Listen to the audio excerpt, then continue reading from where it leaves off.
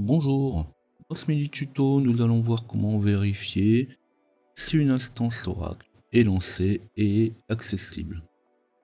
Donc il arrive parfois qu'après l'installation on n'ait pas forcément bien vérifié le mot de passe, on ne sait pas forcément quels comptes sont disponibles et on n'arrive pas forcément à se connecter.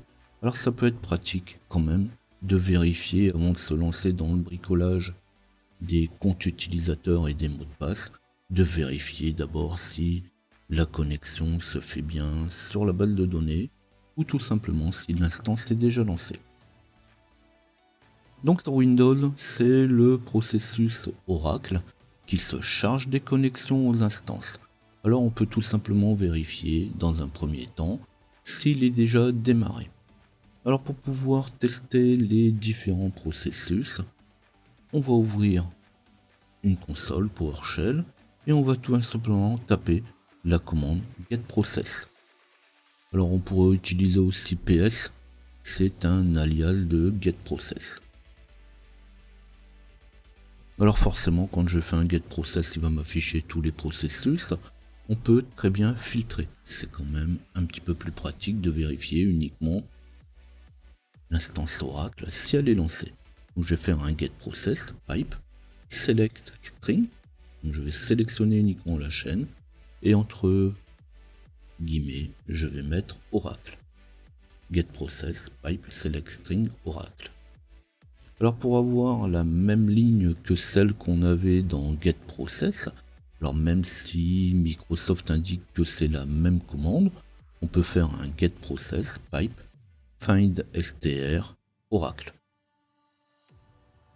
Alors sur Linux, Unix, le processus n'est pas tout à fait le même, en réalité c'est le service smon qui s'en charge.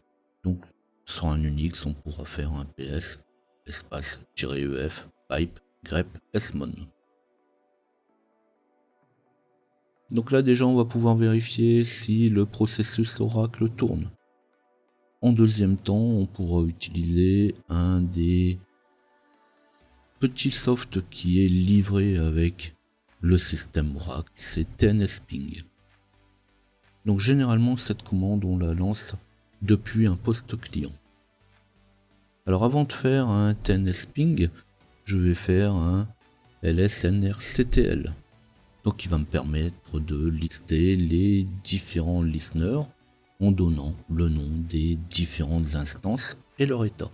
Donc on va faire un lsnrctl espace statut. Et là il va m'afficher le statut des différentes instances et il va me donner le nom des différentes instances. Et là quand on a le nom de l'instance, on va pouvoir aller faire notre tnsping. Pour moi, mon instance elle s'appelle ORCL puisque bon je l'ai laissé par défaut. Je vais faire un tnsping espace ORCL.